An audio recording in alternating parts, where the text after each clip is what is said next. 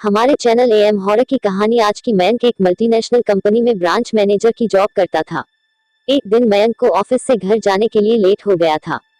सर्दी की मौसम होने के कारण रात भी जल्दी हो गई थी। ठंड भी बहुत शुरू हो चुकी थी।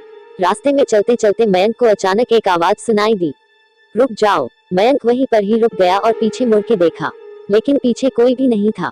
फिर से वही आवाज सुनाई दी, सामने देखो। जैसे ही मयंक ने सामने देखा तो उसे जमीन पर कुछ चमकती हुई चीज दिखाई दी।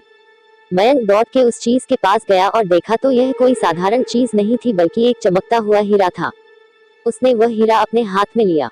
उसकी चमक देखकर मयंक की खुशी का पार ना रहा। लेकिन मयंक को कहाँ पता था यह कोई साधारण नहीं बल्कि एक मायावी हीरा है। अचानक उस हीरे में से आवाज आई, अगर तुम्हें और हीरे चाहिए तो इस जमीन को खोदो। इस जमीन के नीचे बहुत सारे हीरे हैं। मयंक खुश हो गया। उसने उस हीरे को अपनी जेब में डाला और जमीन खोदना शुरू किया। करीबन 2 फीट खोद काम करने के बाद अचानक मयंक डर के मारे चिल्लाने लगा। इसके कारण उसका संतुलन खो गया और जमीन पर गिर पड़ा, क्योंकि उस गड्ढे में से हीरे मोती नहीं बल्कि किसी इंसान का कटा हुआ सर मिला। अचानक वह सर हवा में उड़ने लगा और बोला, डरो मत, मैं तुम्हें कोई हानि नहीं पहुंचाऊंगा। मैं तुम्हें बहुत सारे हीरे जेवरात भी दूंगा। बस मेरी बात ध्यान से सुनो, मैं जहाँ जाता हूँ वहाँ मेरे पीछे आओ।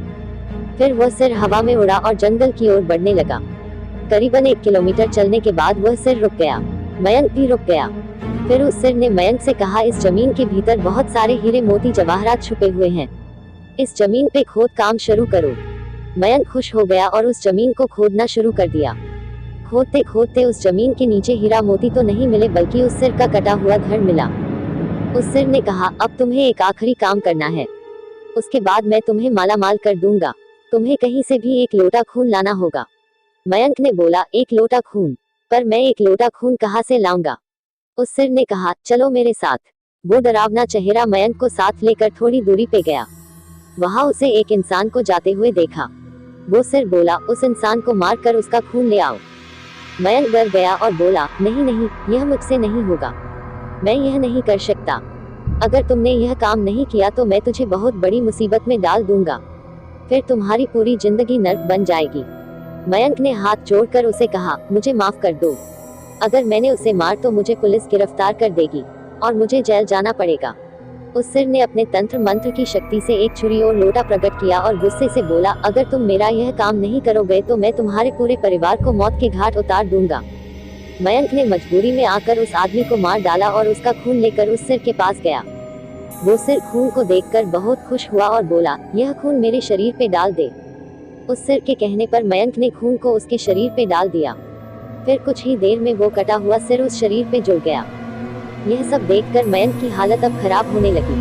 वो उस भूत को देखकर काफी डर गया। जैसे ही वो भूत जिंदा हुआ तो जोर जोर से हंसने लगा और डरावनी आवाज में बोला, तुमने बहुत बड़ी गलती कर दी कि तुम्हें मुझे फिर से जिंदा कर दिया। अब मैं सिर्फ तुम्हें ही नहीं बल्कि इस पूरे शहर को मौत के घाट उतार दूंगा। डर के मारे मयंक के मुंह से आवाज भी नहीं निकल रही थी। वो अपने जान बचाने के लिए वहां से दौड़ा, लेकिन उस भूत ने छलांग लगाकर मयंक को जमीन पे गिरा दिया और बोला, मुझे बहुत भूख लगी है, अब मैं तुम्हारा मांस खाऊंगा। जैसे ही उस भूत ने मांस खाने के लिए आगे बढ़ा कि तुरंत ही उसका सिर धड़ से अलग हो गया। मयंक समझ नहीं पाया कि आखिर यह चमत्कार हुआ कैसे। जब मयंक ने पीछे मुड़कर देखा तो एक अगोरी बाबा खड़े थे। उस अगोरी बाबा ने कहा, जब तुम उस आदमी को मारकर उसका खून ले जा रहे थे तभी मैंने देख लिया था और समझ गया कि कुछ तो बुरा होने वाला है। इसीलिए मैं तुम्हारे पीछे पीछे यहाँ तक चला आया और मैंने अपनी मंत्र की शक्ति से उस भूत को फिर से मार दिया।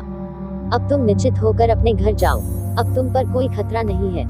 आज भी मयंक उस बात को याद करता है तो उसकी रूह तक कांपने लगती है। दोस्तों, आपको यह कहानी कैसी लगी प्लीज हमें कमेंट करके जरूर बताएं और ऐसी कहानियाँ के लिए हमारे चैनल को सब्सक्राइब